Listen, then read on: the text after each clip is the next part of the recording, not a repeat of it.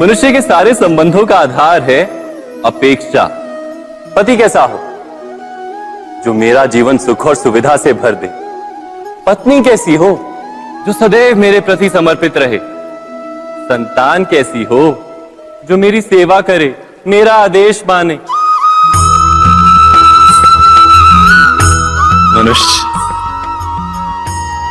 मनुष्य उसी को प्रेम भी कर पाता है जो उसकी अपेक्षा पूर्ण करता है, और अपेक्षा की तो नियति है भंग होना।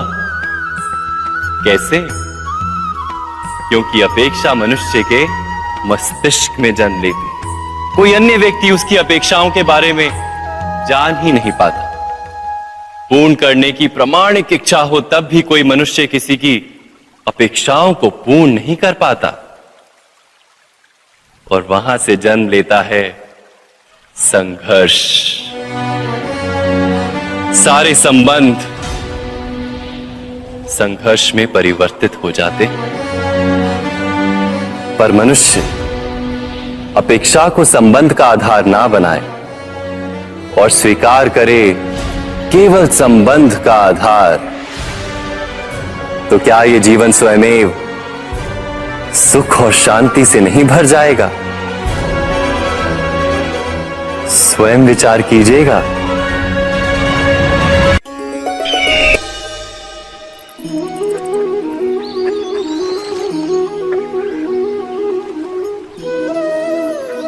समय के आरंभ से ही मनुष्य को एक प्रश्न सदा पीड़ा देता है कि वो अपने संबंधों में अधिकतम सुख और कम से कम दुख किस प्रकार प्राप्त कर सकता है। क्या आपके सारे संबंधों ने आपको संपूर्ण संतोष दिया है? विचार कीजिए। हमारा जीवन संबंधों पर आधारित है। हमारी सुरक्षा संबंधों पर आधारित है। इसी कारण हमारे जीवन के सारे सुखों का आधार भी संबंध है। किंतु फिर भी हमें संबंधों में ही अधिकतर दुख क्यों प्राप्त होते हैं? सदा ही संघर्ष भी संबंधों से ही उत्पन्न क्यों हो जाते हैं? कभी विचार किया है? जब कोई व्यक्ति किसी अन्य व्यक्ति के विचार अथवा कार्य को स्वीकार नहीं करता, उसमें परिवर्तन करने का प्रयत्न करता है, तो संघर्ष जन्म लेता है। अर्थात जितना अधिक अस्वीकार उतना ही अधिक संघर्ष, और जितना अधिक स्वीकार उतना ही अधिक सुख। क्या ये वास्तविकता नहीं? यदि मनुष्य स्वयं अपनी अपेक्षाओं पर अंकुश रखे, अपने विचारों को परखे, किसी अन्य व्यक्ति में परिवर्तन करने का प्रयत्न ना कर स्वयं अपने भीतर परिवर्तन करने का प्रयास करे, तो क्या संबंधों में संतोष प्राप्त करना इतना कठिन? अर्थात क्या स्वीकार ही संबंध का वास्तविक अर्थ नहीं? स्वयं विचार कीजिए।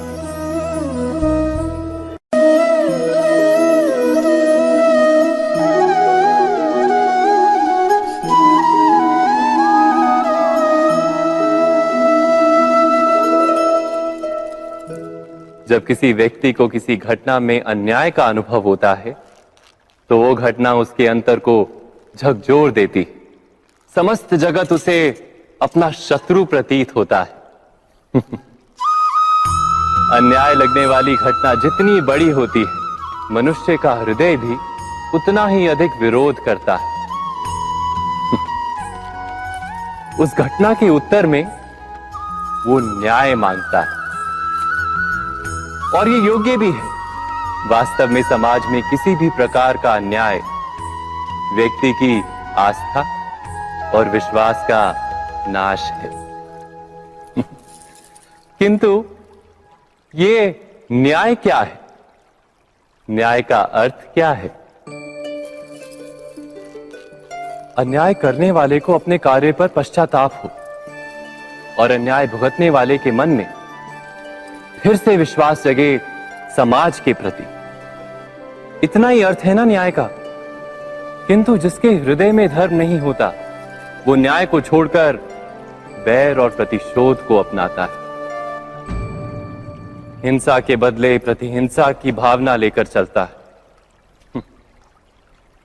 स्वयं भोगी हुई पीड़ा से कहीं अधिक पीड़ा देने का प्रयत्न करता है और इस मार्ग पर चलते अन्याय को भुगतने वाला स्वयं अन्याय करने लगता है।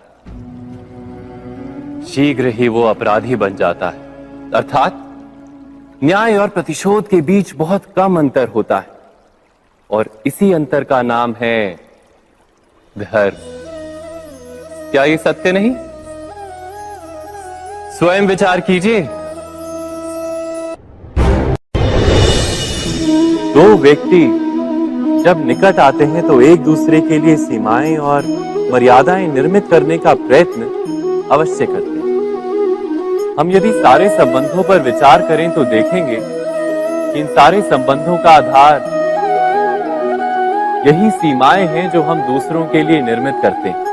और यदि अनजाने में भी कोई अन्य व्यक्ति इन सीमाओं को तोड़ता है तो उसी क्षण हमारा हृदय क्रोध से भर जाता है।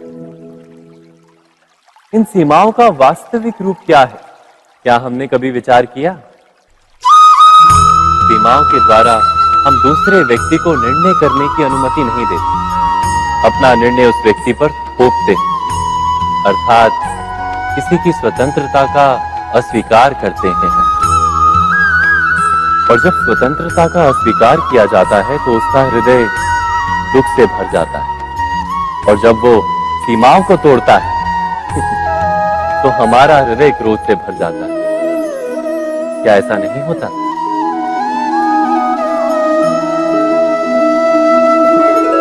पर यदि एक दूसरे की स्वतंत्रता का सम्मान किया जाए तो किसी मर्यादाओं या सीमाओं की आवश्यकता ही नहीं होती। अर्थात जिस प्रकार स्वीकार किसी संबंध का देह है, क्या वैसे ही स्वतंत्रता किसी संबंध की आत्मा नहीं?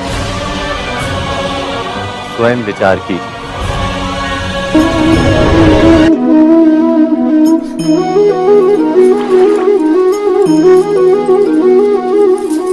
पिता सदा ही अपने संतान के सुख की कामना करते हैं, उनके भविष्य की चिंता करते रहते हैं। इसी कारणवश सदा ही अपने संतानों के भविष्य का मार्ग स्वयं निश्चित करने का प्रयत्न करते रहते हैं। जिस मार्ग पर पिता स्वयं चला है, जिस मार्ग के कंकर पत्थर को स्वयं देखा है, मार्ग की छाया, मार्ग की धूप को स्वयं जाना है, उसी मार्ग पर उसका पुत्र भी चले, यही इच्छा रहती है हर पिता की। निसंदेह उत्तम भावना है ये, किंतु 3 प्रश्नों के ऊपर विचार करना हम भूल ही जाते हैं। कौन से प्रश्न?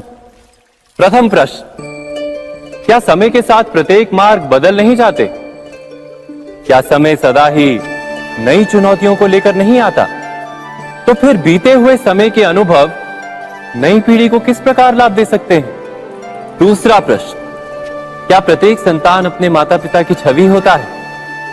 हाँ, संतानों को संस्कार तो अवश्य माता पिता देते हैं, किंतु भीतर की क्षमता तो ईश्वर देते हैं। तो जिस मार्ग पर पिता को सफलता मिली है, विश्वास है कि उसी मार्ग पर उसकी संतानों को भी सफलता और सुख प्राप्त होगा।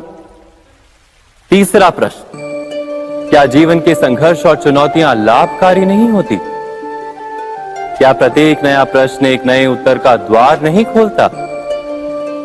तो फिर संतानों को नए नए प्रश्नों, संघर्षों और चुनौतियों से दूर रखना, ये उनके लिए लाभ करना कहलाएगा या हानि पहुंचाना?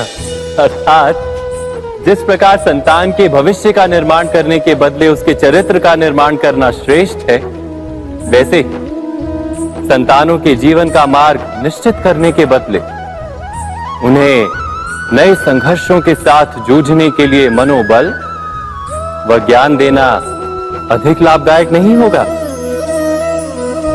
स्वयं विचार कीजिए। सबके जीवन में ऐसा प्रसंग अवश्य आता है कि सत्य कहने का निश्चय होता है हृदय में, किंतु मुख से सत्य निकल नहीं पाता। कोई भय मन को घेर लेता है। किसी घटना अथवा प्रसंग के बारे में बात करना या फिर स्वयं से कोई भूल हो जाए उसके बारे में कुछ बोलना, क्या ये सत्य है? नहीं, ये तो केवल तथ्य है। अर्थात जैसा हुआ था वैसा केवल बोल देना सामान्य सी बात है।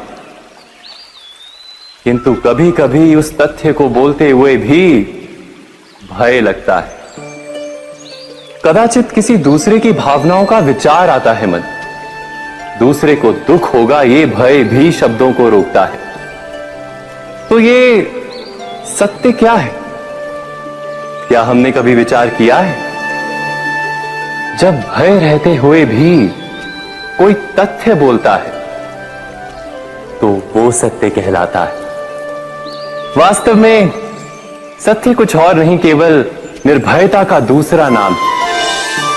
और निर्भय होने का कोई समय नहीं होता, क्योंकि निर्भयता आत्मा का स्वभाव है। अर्थात क्या प्रत्येक क्षण सत्य बोलने का क्षण नहीं होता?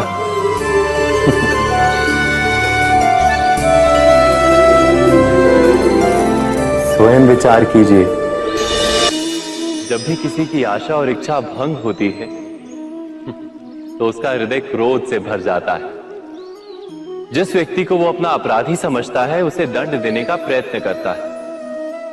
पर क्या हमारी इच्छा या आशा का भंग होना क्या सदा ही किसी का अपराध होता है? इच्छाओं के अपूर्ण रहने के तो कई कारण हो सकते हैं। कुछ तो संजोग के कारण अधूरी रह जाती हैं और कुछ नियति के कारण। और कभी कभी इच्छाओं का स्वरूप ही ऐसा होता है कि वो पूर्ण नहीं हो पाती। बिना परिस्थिति पर विचार किए किसी को अपराधी मान लेना न्याय नहीं, प्रतिशोध है। न्याय का आधार तो दया है, करुणा है, और प्रतिशोध का आधार क्रोध, अहंकार। अर्थात हृदय में करुणा धारण किए बिना किसी के अपराध के विषय में विचार करना, किसी को दंड देना, क्या अपने आप में ही अन्याय नहीं? स्वयं विचार कीजिए।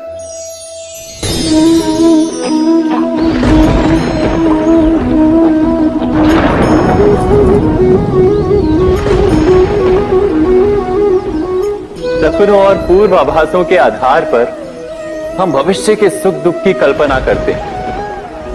भविष्य के दुख का कारण दूर करने के लिए हम आज योजना बनाते हैं। किंतु कल के संकट को आज निर्मूल करने से हमें लाभ मिलता है या हानि पहुंचती है? ये प्रश्न हम कभी नहीं करते। सत्य तो ये है कि संकट और उसका निवारण साथ जनते, व्यक्ति के लिए भी और सृष्टि के लिए भी। नहीं, आप अपने भूतकाल का स्मरण कीजिए, इतिहास को देखिए। आप तुरंत ही ये जान पाएंगे कि जब जब संकट आता है तब तब उसका निवारण करने वाली शक्ति भी जन्म लेती है। यही तो जगत का चलन है। वस्तुतः संकट ही शक्ति के जन्म का कारण है। प्रत्येक व्यक्ति जब संकट से निकलता है तो एक पद आगे बढ़ा होता है, अधिक चमकता है, आत्मविश्वास से अधिक भरा होता है, न केवल अपने लिए अपितु विश्व के लिए भी। क्या ये सत्य नहीं? वास्तव में संकट का जन्म है एक अवसर का जन्म, अपने आप को बदलने का, अपने विचारों को ऊंचाई पर करने का अवसर, अपनी आत्मा को बलवान और ज्ञान मंडित बनाने का अवसर। जो ये कर पाता है उसे कोई संकट नहीं होता, किंतु जो ये नहीं कर पाता वो तो स्वयं एक संकट है विश्व के लिए। विचार कीजिए।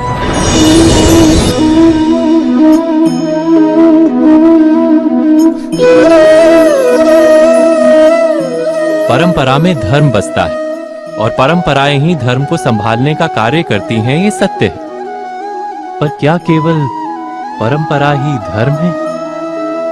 विचार कीजिए। सत्य तो यह है कि जिस प्रकार पाषाण में शिल्प होता है, उसी प्रकार परंपरा में धर्म होता है। इस पत्थर में शिल्प है, ये पत्थर शिल्प नहीं। शिल्प को उजागर करने के लिए उसे तोड़ना पड़ता है, अनावश्यक भागों को दूर करना पड़ता है।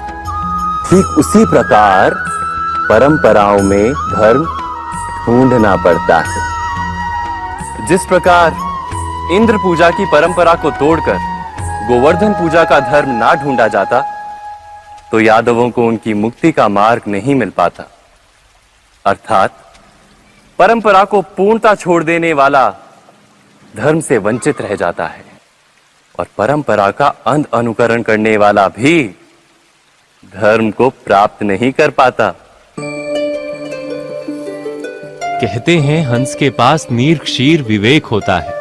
दूध में मिले पानी को छोड़कर केवल दूध ही ग्रहण करता है। तो क्या सच्चा धर्म प्राप्त करने के लिए हृदय में ज्ञान से जन्मा विवेक आवश्यक है? और ऐसे विवेक के बिना जिसे धर्म मान भी लिया जाए, जो वास्तव में धर्म ना भी हो, ऐसा भी तो हो सकता है। स्वयं विचार कीजिएगा।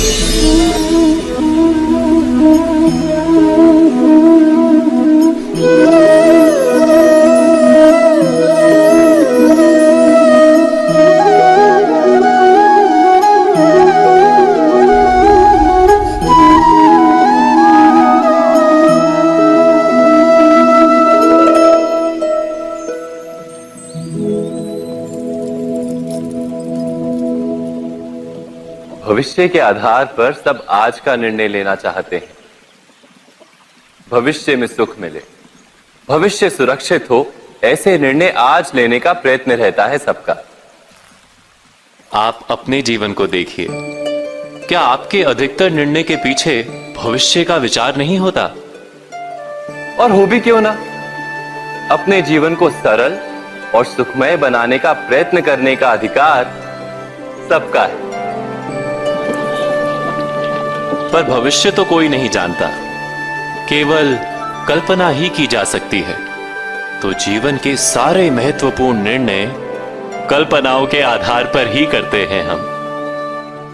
क्या निर्णय करने का कोई तीसरा मार्ग हो सकता है? विचार कीजिए। सारे सुखों का आधार धर्म है, और वो धर्म मनुष्य के हृदय में बसता है। तो प्रत्येक निर्णय से पूर्व स्वयं अपने हृदय से ये प्रश्न अवश्य पूछ लेना कि ये निर्णय स्वार्थ से जन्मा है या धर्म से। क्या इतना पर्याप्त नहीं? भविष्य के बदले धर्म का विचार करने से क्या भविष्य अधिक सुखपूर्ण नहीं होगा? स्वयं विचार कीजिए। व्यक्ति को जब उसके अपराध का दंड मिलता है, तब कभी कभी उस न्याय को देखकर मन कचोटता है। प्रश्न उठता है हृदय में कि जब वो अपराध हुआ था, तब व्यक्ति भिन्न था।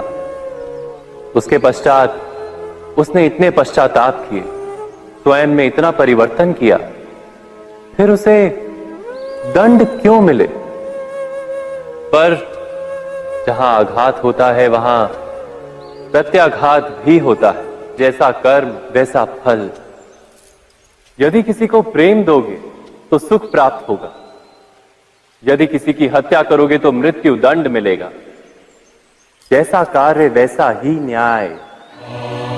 तो फिर प्रायश्चित और पश्चाताप का कोई मूल्य नहीं है? अवश्य है मूल्य। प्रायश्चित और पश्चाताप मनुष्य की आत्मा को बलवान करता है।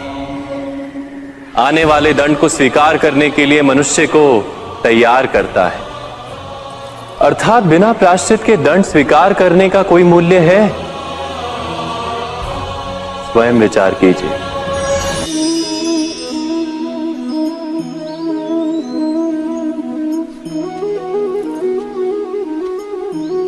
जब अपने किसी अच्छे कार्य के उत्तर में दुख प्राप्त होता है अथवा किसी को उसके दुष्ट कार्य में सुख मिलता है, तो मन अवश्य ये विचार करता है कि अच्छा कार्य करने का, धर्म के मार्ग पर चलने का तात्पर्य क्या है। पर दुष्ट आत्मा को क्या प्राप्त होता है ये भी देखिए। दुष्टता करने वाला हृदय सदा चंचल रहता है, अकुलाता रहता है। मन में सदा नए नए संघर्ष उत्पन्न होते हैं। अविश्वास उसे जीवन भर दौड़ाता है। क्या ये सुख? जबकि धर्म पे चलने वाले, अच्छा कार्य करने वाले, सच्चरित्र व्यक्ति का हृदय शांत रहता है। परिस्थितियां उसके जीवन के सुख में बाधा नहीं बनती। समाज में सम्मान और मन में संतोष रहता है सदा। अर्थात अच्छा बर्ताव भविष्य में किसी सुख का मार्ग नहीं। अच्छा बर्ताव स्वयं सुख अथवा बुरा बर्ताव भविष्य में किसी दुख का मार्ग नहीं। अधर्म उसी क्षण दुख उत्पन्न करता है। धर्म से सुख नहीं, धर्म स्वयं।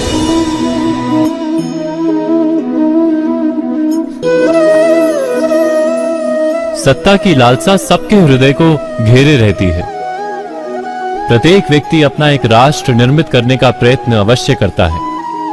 फिर वो राष्ट्र कुरु राष्ट्र की भांति बहुत बड़ा हो या फिर अपने परिवार तक सीमित हो, वो सत्ता प्राप्त करने का प्रयास अवश्य करता है। किंतु सत्ता का वास्तविक रूप क्या है? क्या हमने कभी विचार किया है? एक मनुष्य जितने अधिक लोगों के जीवन को प्रभावित कर सके, जितने अधिक लोगों के जीवन की स्वतंत्रता पर अंकुश रख सके, उतनी ही अधिक सत्ता का अनुभव करता है वो। सत्ता का वास्तविक रूप ही है अन्य के जीवन पर स्वयं का प्रभाव।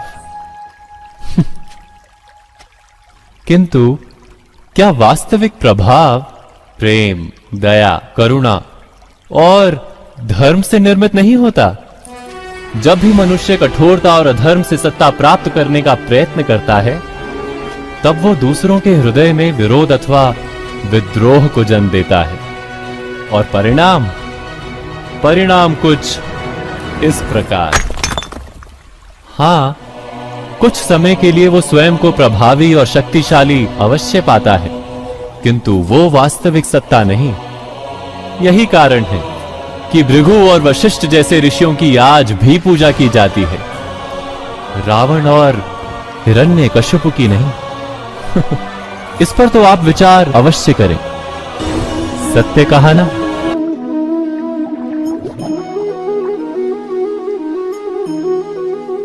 इस संसार में आने वाला प्रत्येक बालक संपूर्णतः संस्कार रहित होता है। उसके अंतर पर ना किसी अच्छे संस्कार के चिन्ह अंकित होते हैं, ना ही बुरे संस्कार के। अर्थात जन्म से बालक में ना कोई गुण होता है और ना ही कोई दोष। तो ये दोष अथवा गुण किस प्रकार प्राप्त होते हैं? क्या हमने कभी विचार किया है? जो बात माता पिता के मुख से निरंतर सुनी जाती है, वही बात उनकी संतानों के हृदय का संस्कार बनती है। जैसे किसी गांव में नदी तट तक एक पगडंडी बन जाती है केवल उस मार्ग पर बार बार चलने के कारण। अर्थात माता पिता के हृदय की इच्छाएं उनकी संतानों के हृदय का दोष अथवा गुण बनकर जन्म लेती हैं। क्या ये सत्य नहीं? पर फिर भी जब उनकी संतानों में कोई दोष दिखाई देता है, तो माता पिता आश्चर्य और दुख से भर जाते हैं। माता पिता का हृदय ये प्रश्न करता है कि उनकी संतानों में ये कुसंस्कार आए कहां से। सत्य तो यही है कि माता पिता अपनी संतानों को अनजाने में ही कुसंस्कार के बीज दे देते हैं, जो उनके संतानों की हृदय भूमि पर कुसंस्कार का वृक्ष बनकर उगता है। अर्थात अपनी संतानों को सुसंस्कारी और धर्ममय बनाने की आशा रखने वाले प्रत्येक माता पिता को प्रथम अपने हृदय की इच्छाओं पर अंकुश रखना क्या अनिवार्य नहीं?